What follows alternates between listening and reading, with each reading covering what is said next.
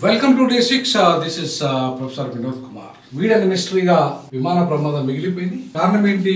మనది అది ఉగ్రవాదుల కుట్రనా, లేకపోతే రాజకీయ నేతల కుట్రనా, లేకపోతే రూపానిని అంతమొందించి కుట్రనా, మాజీ ముఖ్యమంత్రిని రూపాని అంతమొందించి కుట్రనా? ఏది అసలు యాక్చువల్ గా జరిగింది ఏంటిది అక్కడ? వాళ్ళ ఒకవైపు బోయింగ్ విమానాలు వాళ్ళ నాణ్యత లోపం అని చెప్పేసి కావాలని ఆ కుట్ర జరిగిందని, టెక్నికల్ మిస్టేక్ అంటే దాని యొక్క నిర్మాణంలోనే టెక్నికల్ మిస్టేక్స్ ఉన్నాయని కొంతమంది ఆరోపిస్తున్నారు. అది ఏ మేరకు కరెక్ట్ అనేది రేపు ఈ టెక్నికల్ అంశాల మీద అది ఎక్కడైతే బ్లాక్ బాక్స్ హాస్టల్ శిథిరాల కింద పడిన ఈ బ్లాక్ బాక్స్ ఏదైతే ఉందో దాంట్లో మనకు క్లారిటీ వచ్చేస్తుంది. ఎందుకంటే కారణాలు ఏదైనా దాంట్లో రికార్డ్ అవుతుంది.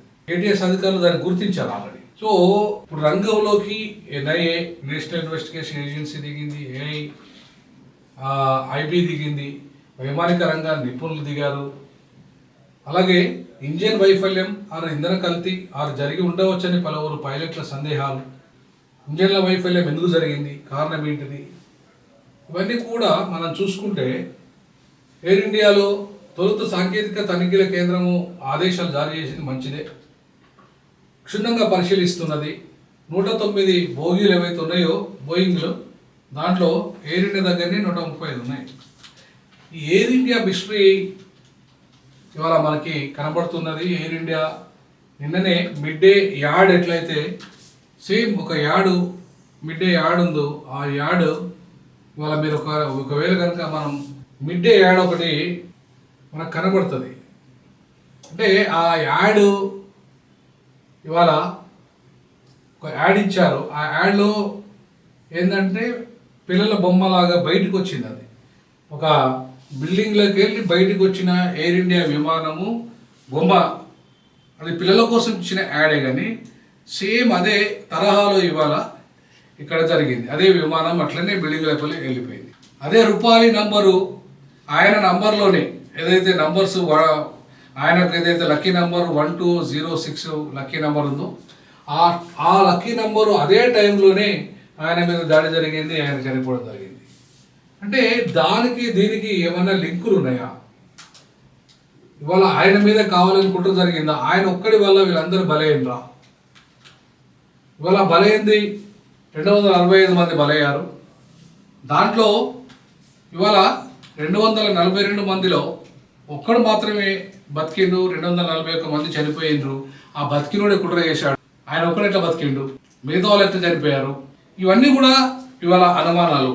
ఈ అనుమానాలన్నిటికీ ఇవాళ లెక్క తేల్చాల్సింది ఎవరంటే, చెప్పాల్సింది ఎవరంటే ఇవాళ ఎన్ఐఏ కానీ ఐబీ కానీ వైమానిక రంగ నిపుణులు కానీ లేదంటే ఏటీఎస్ అధికారులు కానీ అసలు ఏం జరిగిందనే అంశాలను తేల్చాల్సింది వీళ్ళంతే.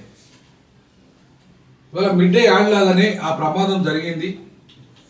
సేమ్ ఇదే ఎట్లయితే ఒక బిల్డింగ్లో చచ్చిపోయి వచ్చిందో అట్లాగే ఆ బిల్డింగ్లో కూడా యాడ్ ఇట్లా వచ్చింది. ఇట్లా బిల్డింగ్లో చొచ్చుకొని పోయి ఒక విమానం వచ్చింది. ఆ విమానం అదే అహ్మదాబాద్ ఏరియాలో వచ్చింది, అదే రాష్ట్రంలో ఉంది. సో అట్లాగే రూపాలి 1206 అండ్ లక్కీ నెంబరు అదే టైంలో అదే రకంగా ఇవాళ ఇన్సిడెంట్ జరిగింది. కాబట్టి రూపాలిని అంతమొందించడానికి, మాజీ ముఖ్యమంత్రి రూపాలిని అంతమొందించడానికి ఈ ప్రమాదాన్ని ఎవరో చేశారు. అందులో బతికి బయటపడ్డ రమేష్ కుమార్ ఎవరైతే ఉన్నారో ఆయనే చేసి ఉంటాడని ఒక అనుమానం, లేదంటే ఆయన చేత చేపించారని ఒక అనుమానం. ఆయన ఒక్కడెట్లా బతికి బయట కడతాడు, బయట ఎట్లా రాగలుగుతాడు? సో దానికి సంబంధించిన ఆయన దగ్గర మొత్తం క్లూ అంతా ఉందనేది ఒక అనుమానం. సో కాబట్టి ఇన్ని మిస్టరీల మధ్య అమాయకులు, పాపం విదేశీయులు, పిల్లలు, మహిళలు, మన దేశస్తులు, పాపం ఒక్కడు రూపాలి గారు మాజీ ముఖ్యమంత్రి రూపాలిని అంతమొందించడానికి ఇది జరిగిన కుట్రగా ఇవాళ చాలామంది అనుమానం వ్యక్తం చేస్తున్నారు. నిఘా వర్గాలు కూడా ఆ వైపు కూడా ఆలోచన చేస్తున్నాయి. సో కాబట్టి ఆయన ఒక్కరిని అంతమొందించడానికి ఇన్ని రకాలుగా ఇంతమందిని బలి తీసుకోవడం అంటే, ఇప్పుడు రేపు ఎవరైనా విమానం ఎక్కాలంటే, విమానంలో పోవాలంటే భయపడుతూ ఉంటారు. ఎందుకంటే విఐపీలు కనుక ఆ విమానంలో వస్తే ఇంకా భయం ఎక్కువ ఉంటారు. సో ఏం జరుగుతుంది, ఏమవుతుంది, ఎందుకు జరుగుతాయి? ఇవాళ ప్రభుత్వ వైఫల్యం కారణం కాదా, నిఘా వర్గాల వైఫల్యం కారణం కాదా? ఒకవేళ జరిగితే, ఒకవేళ టెక్నికల్ అంశాలు కనుక అందులో ముడిపడి ఉన్నా కూడా మరీ ఇంత దారుణంగా ఇంతమంది చనిపోవడానికి కారణమైన ఎయిర్ ఇండియా అధికారులను కానీ, ఎయిర్ ఇండియా సిబ్బంది కానీ, లేదంటే కంపెనీ ఎవడైతే ఉత్పత్తి చేశాడో కంపెనీ ఉత్పత్తి చేసిన వాడిని కానీ ఇవాళ ఖచ్చితంగా కఠినంగా శిక్షించాల్సిన అవసరం ఉంది. ఇంతమంది ప్రాణాలను బలి తీసుకునే హక్కు వాడికి లేదు. దీని వెనుక పెద్ద కుట్ర ఉంటే తప్ప ఇది జరగదు. ఒకవేళ టెక్నికల్ మిస్టేక్, ఇంధన మిస్టేక్ కానీ, లేదంటే పక్షులని అంటారు మన ఇంజన్ వైఫల్యం కానీ, లేదంటే ఇంధనం వైఫల్యం కానీ, ఇంధనం కల్తీ కానీ జరిగినా, లేదంటే పక్షులు జరిగినా, అంటే న్యాచురల్గా జరిగినా, లేదంటే కావాలని అక్కడ ఇంధన వైఫల్యం కానీ, లేదంటే ఇంధనం కల్తీ కానీ, లేదంటే అక్కడ ఇది మన ఇంజన్ల వైఫల్యం కానీ, ఇవన్నీ కూడా కారణాలు ఏమైనప్పటికీ కూడా అంతమంది ఇవాళ చావడానికి కారణమైన వ్యక్తులను కఠినంగా శిక్షించాలి. ఆ కుటుంబాలను ఆదుకోవాలి ప్రభుత్వము. తప్పకుండా భవిష్యత్తులో ఇట్లాంటి సంఘటనలు జరిగితే భారతదేశంలో ఇక విమానయాన రంగమే కంప్లీట్గా పడిపోతుంది. ఇక దాన్ని ఎవరు కూడా బాగు చేయలేని పరిస్థితికి నెట్టబడుతుంది. కాబట్టి విమానయానము అనేది అత్యంత పకడ్బందీగా జరిగే భద్రతా వలయంలో ఉండే ప్రయాణము. అట్లాంటి ప్రయాణంలోనే ఇట్లాంటివి జరుగుతున్నాయంటే మరి దీంట్లో ఇంత పెద్ద కుట్ర కోణం ఉందో, ఏ రకమైన కుట్రలు ఉన్నాయో ఆ కుట్రలన్నీ బయటపడాలి. అప్పుడు మాత్రమే దాని యొక్క మిస్టరీ వీడుతుంది. ఆ మిస్టరీ వీడినప్పుడు మాత్రమే వీళ్ళకు న్యాయం జరుగుతుంది. భవిష్యత్తులో ఇంకా అట్లాంటి ఇన్సిడెంట్ జరగకుండా ఉంటాయి.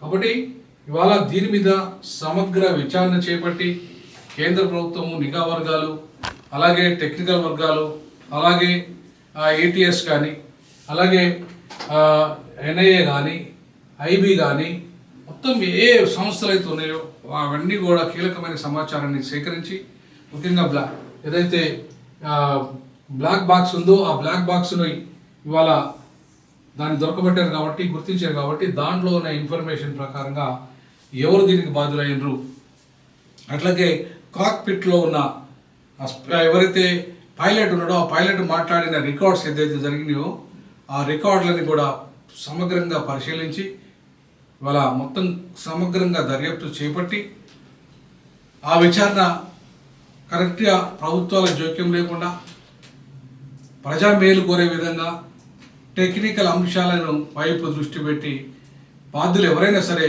వారిని కఠినంగా శిక్షించాల్సిన అవసరం ఉంటుందని చెప్పేసి డీజాక్ భావిస్తుంది. మీ అభిప్రాయం కూడా తెలియజేయండి. ఖచ్చితంగా ఇది కుట్ర కోణమా లేదంటే అది న్యాచురల్గా జరిగిందా అనే విషయంలో మీ యొక్క అభిప్రాయం తెలియజేయాల్సిందిగా D6 డీజాక్ భావిస్తుంది. జై భీమ్, జై పూరి, జై భీమ్.